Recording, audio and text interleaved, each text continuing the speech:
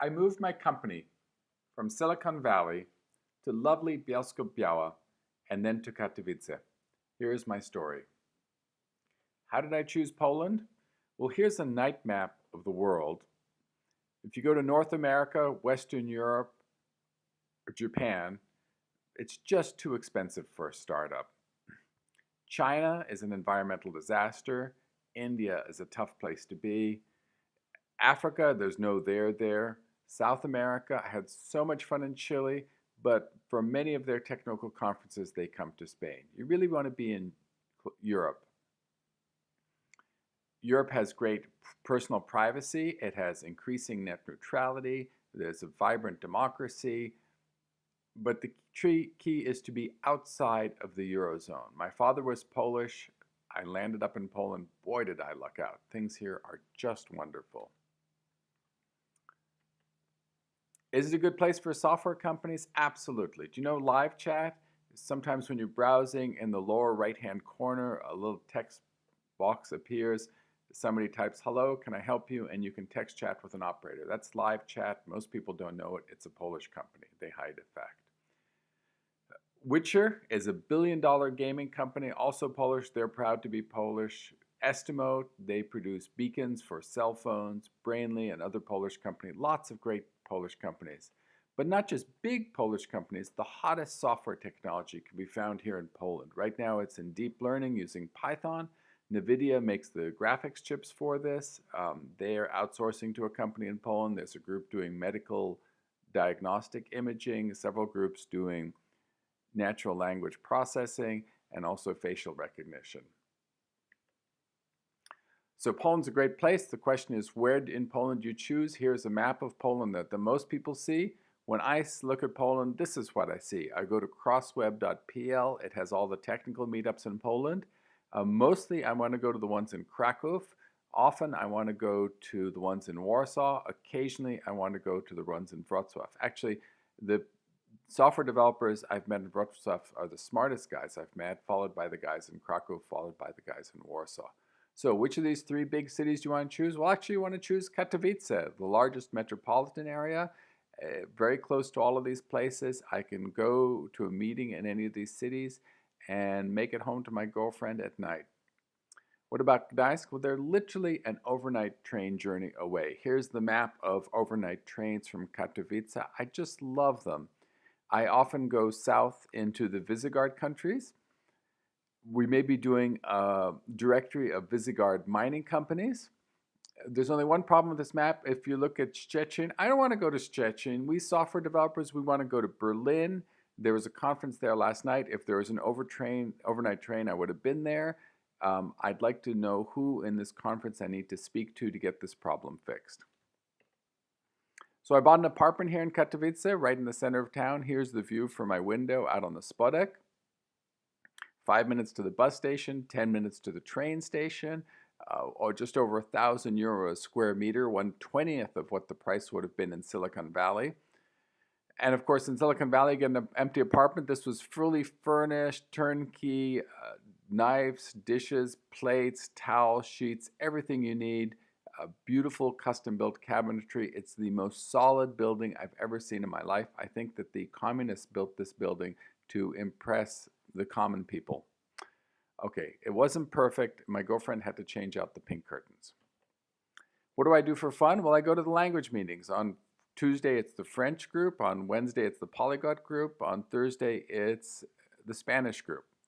For work, I run pythonlinks.info. It's the world's largest Python directory, and now that machine learning is mostly in Python, it's a hot property. And I'm also pushing polandtrade.info.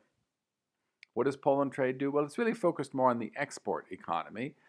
The problem is no one knows all of the products and services that Poland produces, and it's a huge amount. Here's from the World Trade Atlas, organized by industrial sector and subsector. Poland exports $183 billion worth of goods and services every year. On the left-hand side, you can see the tree organized. You can see the same information organized as a circular tree. You can zoom into it. Just a huge amount of stuff.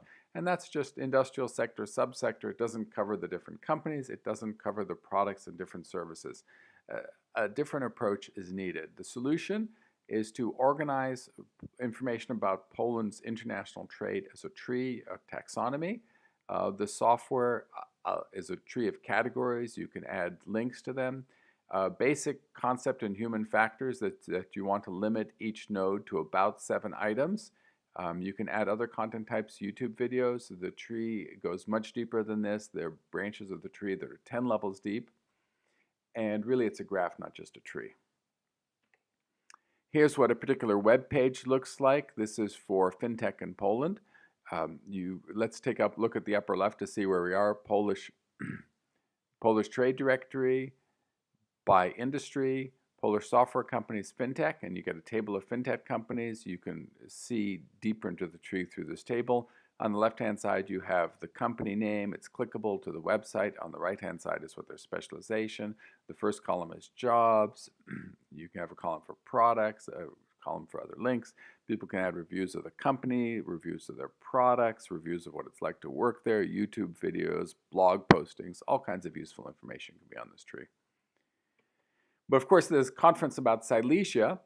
So let's take a look at the Silesia brands. Where are we? Poland Trade Directory, Poland cities and regions, provinces, voivodeships, Silesia, Katowice. And within Katowice, we have government offices, entertainment, transportation, other resources, and it's great for technology startups. I invite you to browse the tree. Who needs this? Well, it turns out there's a huge industry in Poland helping answer questions from Invest in Poland, Invest in Silesia, Invest in Katowice, and also on the export side, Polska Trade Portal, the National Chambers of Commerce, and all the industry-specific chambers of commerce. I visited one of these companies recently, one of these offices recently. A request comes in, they do their search, they use some paid databases. Sometimes it takes them a while.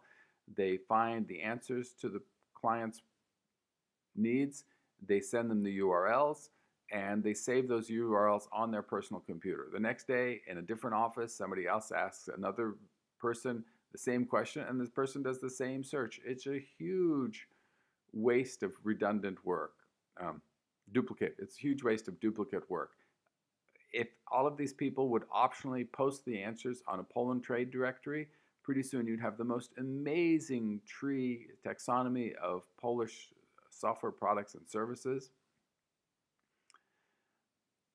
It would really be the world's best trade directory for any country. It would be a huge feather in the cap for Poland.